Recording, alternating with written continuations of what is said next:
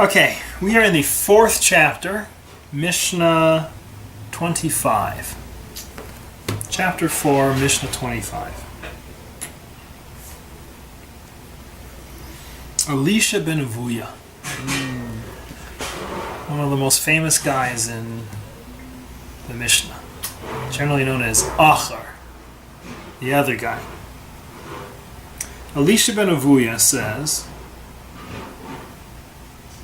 Halomed Yeled, a person who learns as a child. Lama hu domeh. What is he similar to? Lido kutuva al na'ir chadash. He's like ink that's written on fresh, clean paper. Halomed zaken, a person who learns as an elder. Lama hu domeh. What's he similar to? Lidoi Ketuva al na'ir mahuk, like ink that's written on erased paper. So first you have to understand the difference. We live in an era where you buy paper, you go out and you buy yourself a case for, you go to Staples and you buy a box with 10,000 sheets of paper in it, and every time you print a fax, it prints out 2 cover sheets and a wasted sheet, and you throw paper away. Paper used to be a big deal. It's a lot of work to make paper. It's interesting. There'll be documents that they'll study. Archaeologists will find, a document from 1500, 1800, 2000 years ago, and it'll be a bill of lading or whatever. And if they hold it up to proper light, they put it under proper light, radio frequency, MRI, whatever. I forget exactly what the technology is, but they can see that underneath what's written there has been written something previously. That paper was not just used once. The paper was used and then smudged off and used again. And then smudged off and used again. And you could even have the surface scraped away and be used again, depending on the kind of, whether it's a parchment or, depending on what kind of paper it was. But that it wasn't just used once. But the problem is that what was there was still to a certain extent left behind. Right? So this is in some ways a mission about naivete, about innocence. Right? So who's the story of Elisha ben Avuya? Right? Elisha ben Avuya was the son of a father who didn't really believe, who was very focused on Greek learning and Greek culture, but he made sure his son had the proper education. But there was a certain level at which it was undermined. Elisha ben Avuya became a scholar of modern scholarship, science, philosophy. Right? There's a story of the 4 Rebbeim that went into Pardes, went into the garden. Right? Really, it's the idea is that they studied Greek wisdom. Right?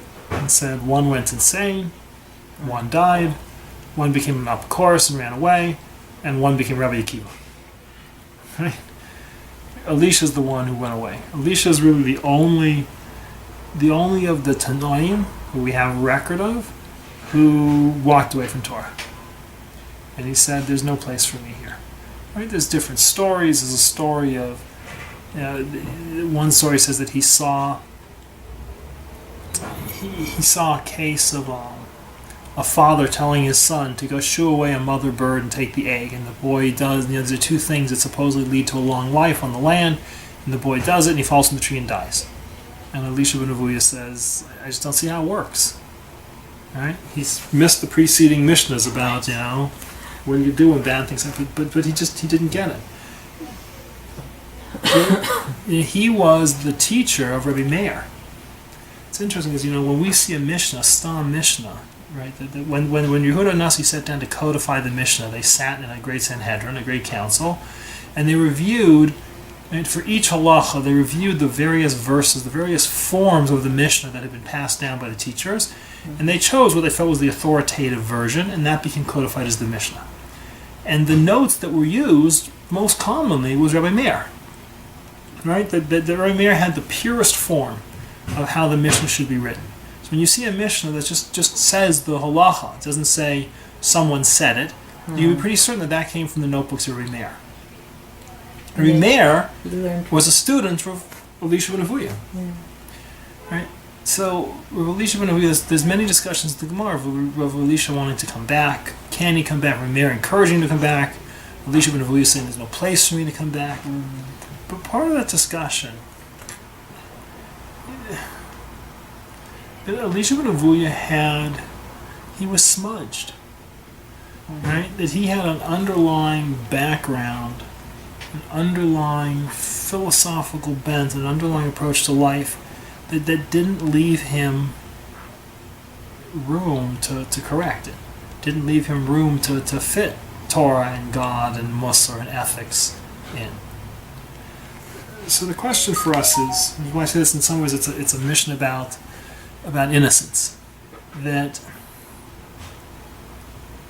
if you've already learned bad habits, if you've already learned an approach to life that's corrupt, it's very difficult to erase that and to get, people can start second lives, and you can do tshuva and fix yourself up and do a second life, but it's not the same thing as a person who's starting that life based on purity, right?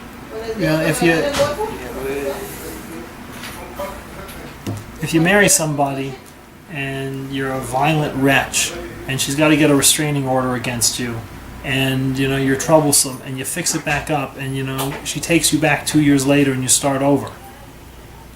I'm not saying that you can't build a life, but it's much more difficult to build a life with that underlying history of I can't really count on you, I can't really trust you, I don't really know who you are, right? This is built on a similar principle. It says, what's it like when a person learns?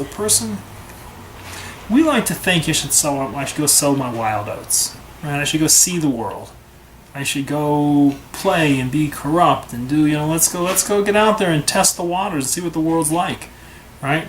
How am I going to know that this is the right woman to marry unless I'm with 400 women first? How am I going to know that I like honesty unless I've tried cheating or tried drugs or tried this or tried that? And he says you have to understand that you are given a pure, sweet, innocent, beautiful soul, tabula rasa, a blank piece of paper, to write your life on, right? That you can say, what does it matter what pictures I look at? Right? But there's images you can put in your mind that once they're there, it's difficult to get them out, right? That no normal person can compete against those images, right? That they corrupt and alter how you see your world. He says, don't be that person, right? That there's a value, that a person who learns when he's young, a person who learns before he's experienced hatred and anger and danger and corruption and wickedness and cheating. It's like, you have such a sweet and innocent approach to life that it's like pure ink on pure paper, and it's indelible. Right? It saturates the paper and it becomes formative to who you are. It's crisp and it's clear and it's beautiful. If not, you can become the kind of person, so you're smudged. So we can wipe away, what used to be there. But now I'm writing over gray smudges. Right? It's hard. It's you can find yourself, you're already in a position that you can no longer make such a choice, right? Because you're already smudged. But he wants you to know, especially to a young guy looking at this, it's like maybe I want to go play first. He says it's not such a good idea. It's not such a good idea. It's very difficult to write integrity, right, on a background that already has falsehood in it. It's very hard to write fidelity on a background that already has, preetzus in it. Right? Better to learn as a young person. It's better to learn and to grow and to preserve that level of sweetness and innocence. Right? You don't need to know the poison that's out there just to wipe the poison off and try to find space to write in the rest. And Elisha ben Avuya says he knows. Right? Of all the guys, I knew more than anyone. I learned more than anyone. But that corruption that was underlying my ink, I could never get away from it.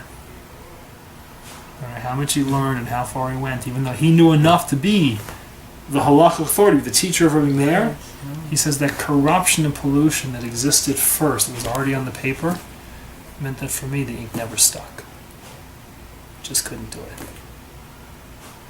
So in a way, it's a Mishnah speaking from experience.